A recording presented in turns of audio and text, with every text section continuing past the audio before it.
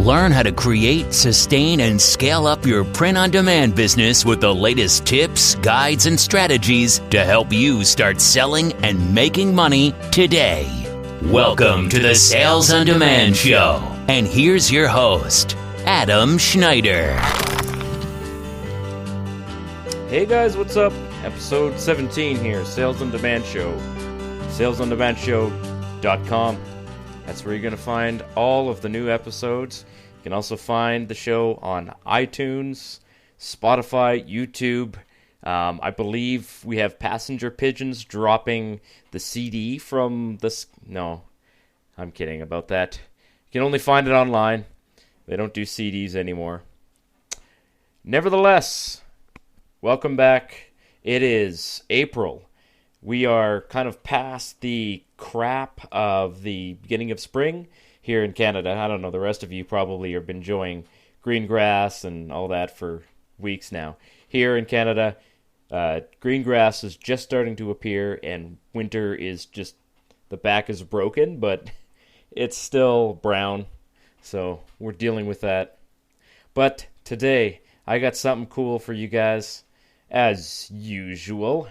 But today, I am going to review a listener's products. Now, I gotta tell you, I'm not giving away any particular details about this listener, what their store name is or anything. I'm only going to take a look at the products and just give general, yet I think, advice on how to improve and how to do better on future products that you might upload. So, many thanks to listener D.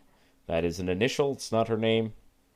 It's someone who just said, hey, you know what? Can you take a review of this? And I said, why don't I make an episode out of it? So, let's get to it. Now, D is a fellow student with me in the low-hanging system. Now, I gotta say, one of y'all out there signed up for the low-hanging system using my link. That is fantastic.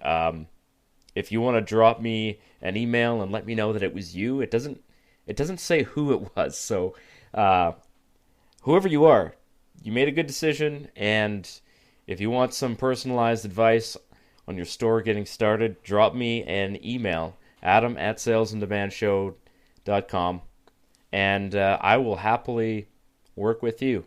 You are a cool person. You're my very first student that I referred, so I'd love to do something special for you. So let's take a look here. I've got one of D's products in front of me, and it is a coffee mug, because most of what I sell and most of what is doing really well with Amazon is coffee mugs and drinkware.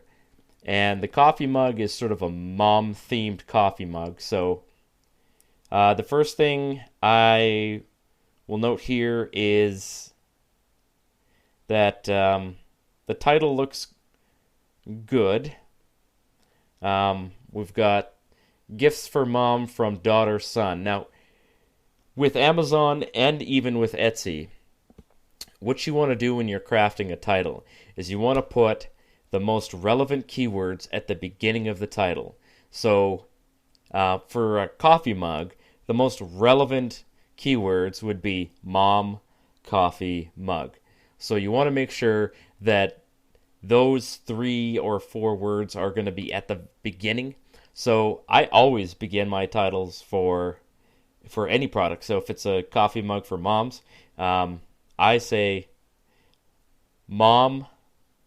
And if it's something specific, like a specific type of mom, you know, like police mom or nurse mom, put that right first thing in the title. Like, first word in the title should be the specific target that this product is for. So, nurse mom, gift coffee mug.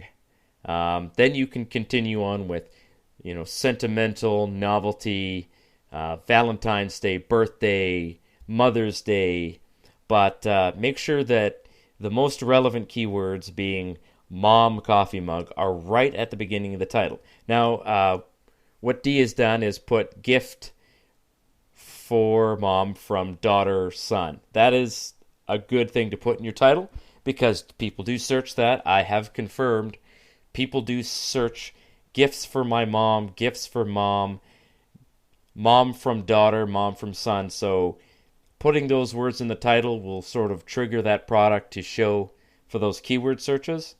It's not going to guarantee that they're going to show, but it raises the probability that it's going to appear for those keyword searches. So that is a good, solid, other than putting the most relevant keywords at the beginning of the title, I'd say that's a pretty good title.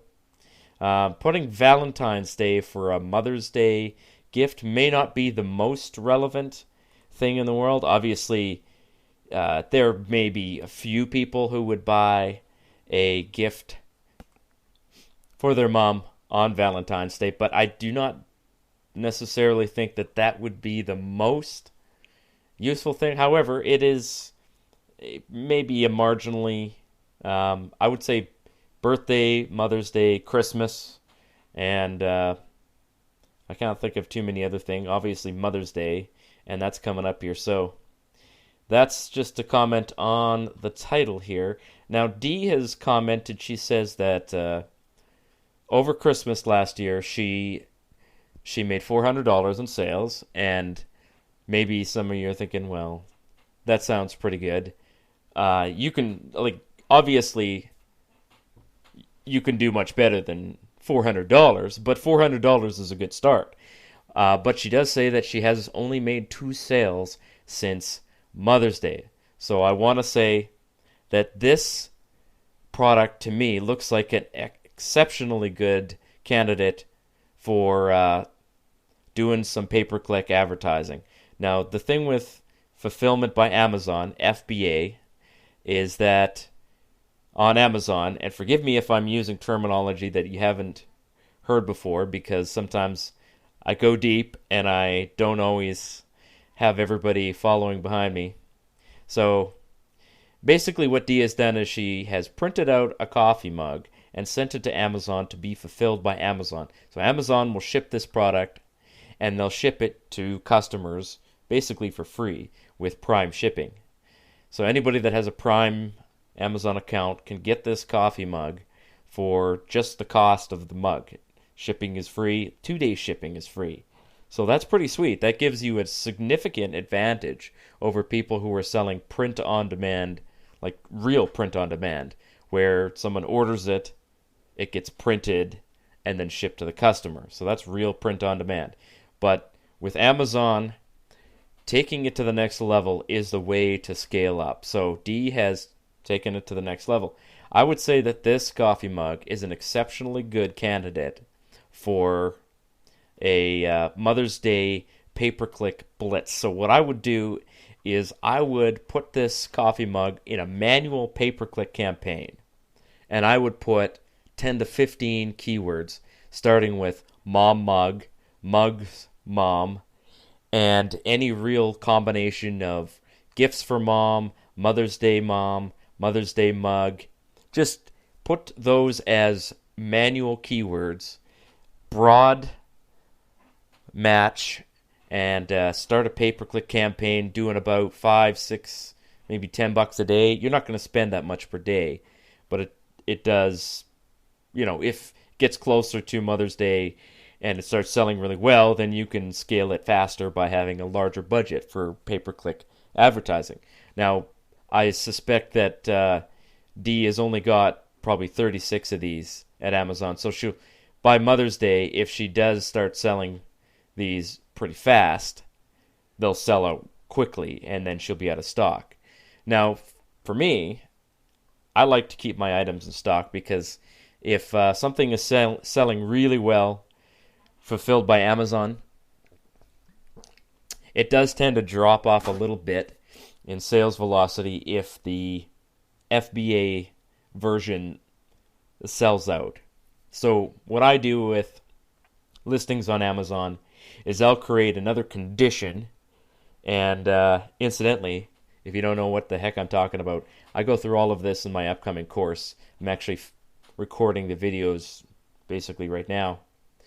And I explain how you create the condition. You create a condition, and you basically send that SKU to Amazon, and that way you have two different versions of the same product. One of them is the Amazon fulfilled product, so that's going to be the one that sells most of the time.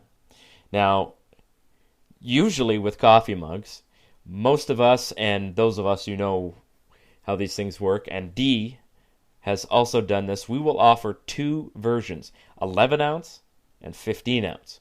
The same design, just two different sizes. And you'd be surprised how many people would prefer the 15 ounce mug because it's bigger. I actually bought one of my own designs, had it shipped to me in a 15 ounce mug. It's because I wanted to see how big it was. And I was pleasantly surprised that it is significantly larger than I guess I expected. I love coffee. I drink a lot of coffee. And when I drink coffee, I want to drink a real sized coffee. So I don't do 11 ounce coffee cups when I'm drinking coffee. I do 15. So it means that if you're creating a listing for coffee mugs, you're a fool if you don't make both versions. So you got to launch 11 and 15 ounce, and if you're doing it from gearbubble.com, it's literally one button to click to select 15 ounce as an option. So D has done that, and that is a smart idea. You also want to make sure your 15 ounce mug is priced higher because it is larger, and people will pay more for a larger mug. It's like paying more for larger sizes of clothing. It just makes sense to charge more. I would charge between $2 and $3 more. D is charging $3 more. But the actual cost of it is $2 more. So if someone orders the 15 ounce coffee mug here, D actually will make $1 more. Now, she's got the price here at $14.95. It's probably not too bad to start with. Let's see here. What is the... I'm going to see if I can find the BSR, the bestseller rank of this. It's not coming up for me here. And I don't know why. I actually have a Chrome extension that should be giving me the BSR. Let me pause this and figure out what's going on here. Okay, guys. Sorry about that. So I have logged back into my Helium-10 account. Helium-10 is a tool that lets you kind of spy on Amazon listings when you're browsing Amazon. It gives you information about listings that you see. It gives you the bestseller rank. Bestseller rank being a number that Amazon assigns to products that are selling, and it tells you basically a large number means that something is selling slower, and a small number means something sells faster. So if you had a BSR bestseller rank of, say, 10,000 or less, basically what you're looking at is a pretty nice selling item. But having a bestseller rank of 1,000,000 or 1,298,516 is not amazing, so that probably hasn't sold a lot. So I'm sitting here looking at D's storefront. So I'll quickly tell you how you can look at the storefront of an Amazon account. Basically, when you're looking at a product that a store or a seller on Amazon is selling, click on the name, but don't click on the name underneath the product. You click on the name on sort of the sidebar here. Let me go back and just tell you where that is. So it'll say on the side, it'll say add to cart, buy now, and then it says ships from and sold by blah, blah, blah. So you click on that, and that'll bring you to the seller name, and you can ask the seller a question and view the seller's reviews. So D has 2 reviews, which is good. They're both 5-star reviews. That's quite common with print on demand, is that we always get 5-star reviews, because really we're selling good quality products. But you can also look at someone's storefront and just see kind of what's selling in their store. This is why people don't like to give out their store information, And I do appreciate that Dee has felt comfortable giving me access to her storefront just so I can give her advice. So I see here that there are 3 of these coffee mugs selling FBA. And all of them except for one, 4 of them are FBA. All of them except for one have got a sales history, and there is one that does not, and that is the one I was just looking at. So I guess I was wrong in that it had made some sales.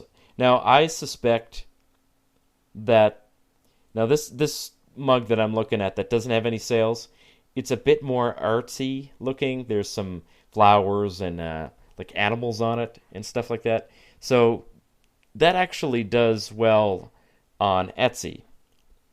Amazon is less. It doesn't lean to as much towards the artsy looking and the script looking text. I can't remember what they call that. It's not serif. It's artsy looking. Hey, I'm a guy. I can call it artsy looking. So that is not necessarily always a good thing to do. The design looks nice, but speaking clearly not as a customer, but as someone looking at just designs, it's a little bit harder to read. So that also makes it difficult to see what's on it. Generally speaking, the best sellers are something that pops out at you right away. So it'll have a short phrase, and it'll be written in a very sort of clear font, and it'll be a funny phrase or something like that. You'll be able to read it. And that's always good because when you're viewing listings, someone does a search and it brings up a bunch of listings. The size of the mock-up, that is the picture of the product, is only about like 2 or 3 inches square here. So if you've got text that's really small on it, it's not going to show up very well and it's not going to stand out. So this one, I can read it if I look at it, but it's not standing out to me. The text is also kind of a light pastel color, so I wouldn't make a pastel color, pastel, whatever. I'm Canadian. I can pronounce things incorrectly, and then I can say that it's the proper pronunciation. So yeah, I would not use pastels as the text color. You want your text to stand out. You want the target, like if it's for your mom, you want that to be very distinctive.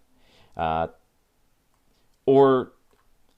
you want it to just be very clear who this is designed for.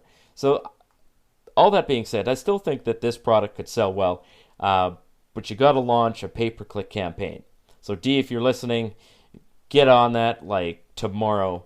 Launch a pay-per-click campaign and just put, like I said, put 15 keywords in there, all related to mom gift, gifts for mom from son, mom from daughter, and do like a 75-cent bid on it, $5 to $10 a day budget, and just launch that, see how it does.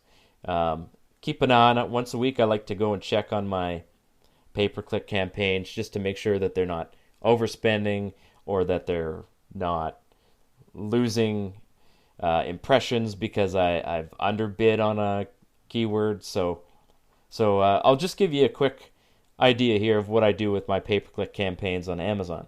So once a week, or sometimes less, I will go and I will just check on the status of my campaigns.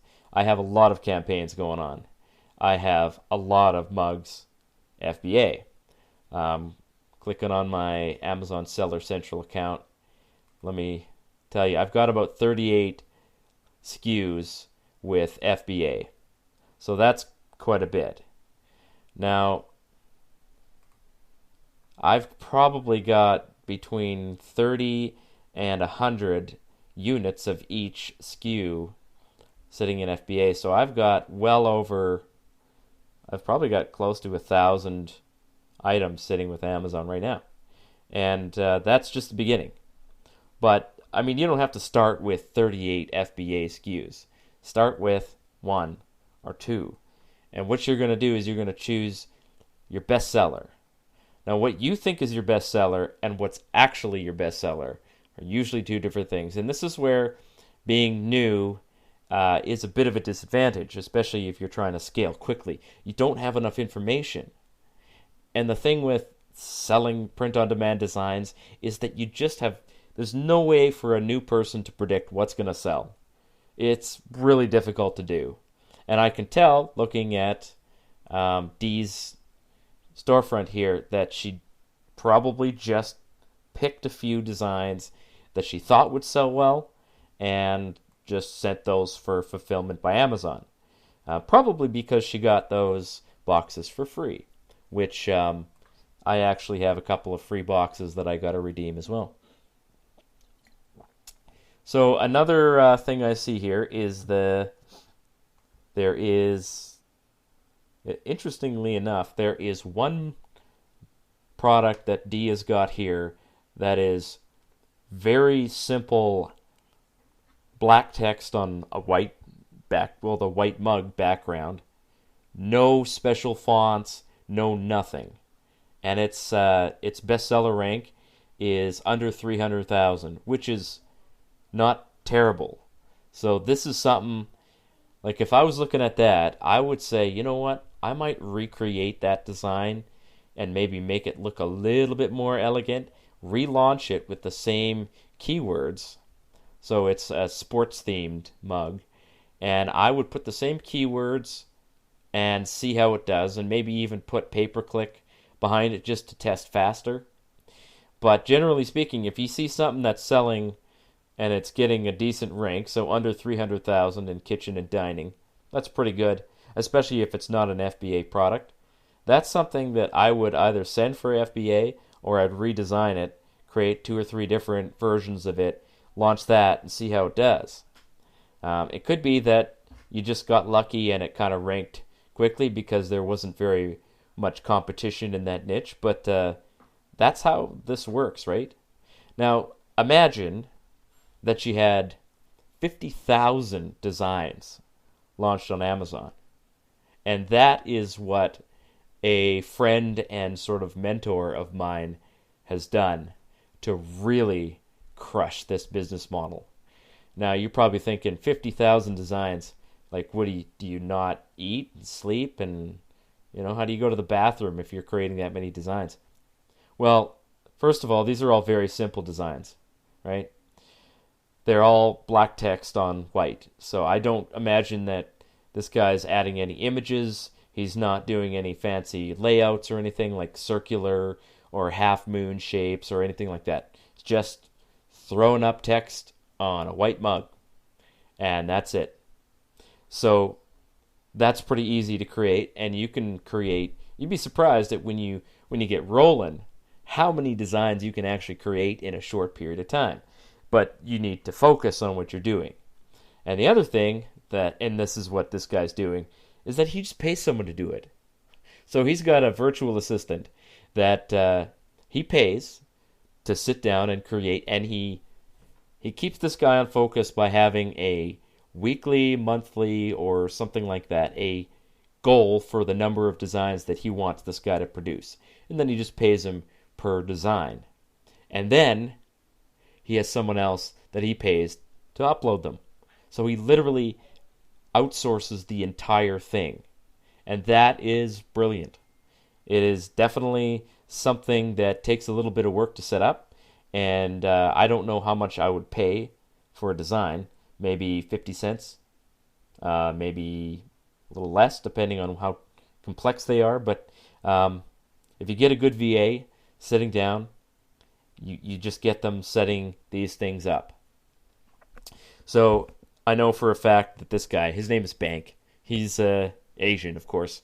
I mean, where would we be in this world if not for Asians just taking over the whole world and dominating business? It seems that print on demand, especially with Facebook ads and stuff like that, seems to be dominated by Asian business guys, that they just gather this team and they just go out there and crush it. So definitely if you find an Asian guy doing this business and he's doing well, sit down with him and buy him a coffee or something and try to pick his brain. And he's probably got a lot of good advice to give you. But anyway, that's what Bank is doing. He hires someone to do all of the little aspects of this, and that way it's going on. He doesn't have to sit there and do it himself. And that is really the way to scale this, guys. I mean, what I do, I don't have anybody working for me right now. I probably should. And I keep saying that, and I haven't actually gone out there and rehired or hired someone else to do it. But I did have somebody a couple of years ago who was uploading all this stuff for me, and so it kind of kept me on focus to create things so that this lady could upload them. Otherwise, she would be sitting there with nothing to do, and I was like, oh no, I can't let that happen. I've got to start creating, and it actually motivated me to create a lot of designs in a very short period of time. So that was how I started getting a lot of sales pretty quickly. And I will admit I had to pay money before I saw any return on this. I mean, this is a business, guys. There is risk, and you don't always see a return on your investment, especially not right away. And that is what is tough for most people. 90% of the world, they just want to get a paycheck. I don't know how many times I hear people asking this question. They're like, well, how many designs do you think I need to upload to make so much money per day? Or, if I upload 500 designs, how much money do you think I'll be making per day? And the answer is nobody freaking knows, because it doesn't work like that. It just doesn't work like that. You could upload 3,000 designs and not make a sale. Or you could be like some people, and I don't know if these are people who know what they're doing or not, but there are people out there who have like 100 designs and they're making excellent sales. Me, I was more on the other side of things where I had to work hard to actually build any sales velocity. But I'm doing pretty good right now. I'm not too discontented with my progress. And I've learned something else, and I wanted to mention this, guys, because I see this happening a lot, is that people focus on the day-to-day progress or the week-to-week progress of their sales, and they're like, man, I'm so discouraged I'm not making any sales. It's been like a week since I made a sale. And you know what I got to say to you? Just keep moving forward, okay? This is really a slow time of year. There are no special holidays coming up here. Mother's Day is still like a month and a half away. Nobody's shopping for Mother's Day yet, unless they're really, really keen. There's always going to be people shopping for their mom. So if you create something and it sells right now, the fact that it's a Mother's Day item is probably just a coincidence. There are not too many people shopping for Mother's Day, but anything that's evergreen, like birthday stuff, retirement stuff, just gifts for people from loved ones. Start creating stuff like that and work towards the next holiday. That's the only way to keep yourself sane in this business, is just remember that it's very, very seasonal, and that the top selling season, being Christmas, is not going to be your performance year round. And I always, I know people know that, but they don't act like they know it, which is really weird. There's a couple of people that I know are very smart, but after Christmas, they were like, oh man, I was doing so well during December, and now it's January, and I'm hardly making any sales. And I'm like, yeah, that's normal. That's completely normal. Sales drop off after Christmas, or more realistically, after about December the 20th. Because otherwise, if people are still buying, they can't get it in time for Christmas. But that's totally normal. You got to just set your mind set to say that no matter what happens, you're going to continue moving forward. And I like to have a positive attitude on this. In fact, this might be one of the first days in probably the last 6 months that I'm looking at my Amazon dashboard and I've got no sales. I haven't made a sale today yet. And that's very unusual. But today could just be a slow day. yesterday I had like $200 worth of sales. So it is really seasonal. And if you're new at this, just stop panicking, because really there's nothing to panic over. It's really slow right now, and things do pick up. And if you're ahead of the game, like if you're creating Easter designs, Mother's Day designs, Father's Day designs, here's another good one, is water bottles for summertime. One of the people I know who does really well on Etsy did really well over the summer by selling water bottles. And I couldn't tell you what will sell on a water bottle in terms of like what kind of phrases, but I could just only imagine that just test things out, right? I mean, you might try 80 things and 78 of them will fail completely. But 2 designs, maybe they'll sell. And that is valuable information. You can look at that and say, oh, okay, I see a pattern here. That's what I do all the time. I look at patterns in my business and I say, oh, look, this phrase seems to sell well. I'm going to use it for a different target. And so that's basically how I scaled up to 38 FBA listings here, is by basically taking one phrase that was doing really well for me and scaling it out to a bunch of different types of things. So guys, that is... Oh, I'm sorry, I lied. I did make one sale today, just like right now. So there you go. See, sometimes you sit there and you complain about it and you get a sale. I'm not saying that's scientific or anything, but listen, if you're discouraged, if you don't seem to be making any progress like that, shoot me an email and I can review some of the products you've got and give you some advice. So D, if you're listening, hopefully you got something out of that.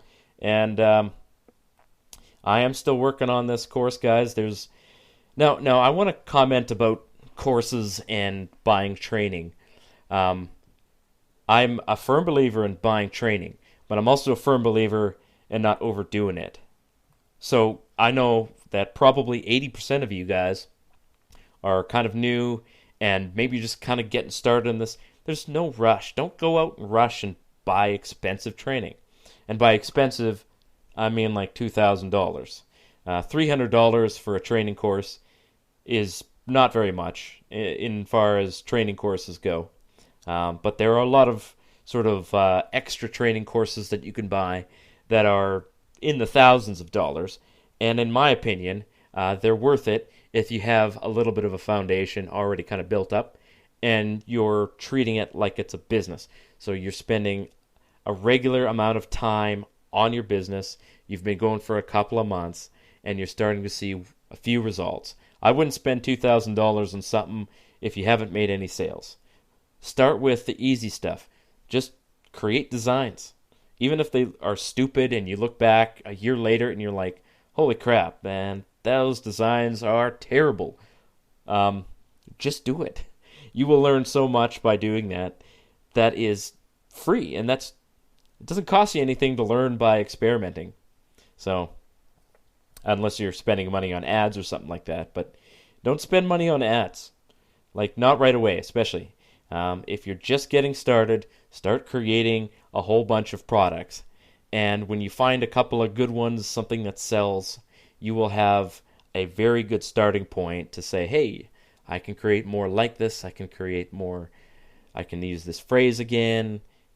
That's how it works, guys. So the thing is that when you're going to get emails from like Gear Bubble or from people that you know. I mean, I haven't started my email list, but when I do, if you guys jump on my email list, you'll probably start getting emails from me about the course. Don't sit there and feel like you have to buy these courses. You don't have to. When the time is right, upgrade your training. But until you have a little bit of a foundation, just keep working at it, especially if you're trying to keep your expenses low. Personally, I haven't bought any training for a while, and I'm probably not going to buy any till the end of the year because I have a ton of training that I need to work through and kind of make it work for me. And I don't have a ton of time, so why would I buy more training that I got to sit there and read and listen to, and I don't have time to implement it. So, yeah, don't get over your skis and start getting ahead of your capacity. Start slow. We got lots of time here. The world is not going to end in 12 years, unlike some politicians are claiming. We got at least tomorrow, right? We get 24 hours of time, so use your 24 hours. Don't be impatient. Don't be discouraged. Send me an email, comment, whatever. So that's it for today, guys. Thanks for listening. Join us next time when we're going to talk about something. Don't know. So, yeah, with that, I will say cheers.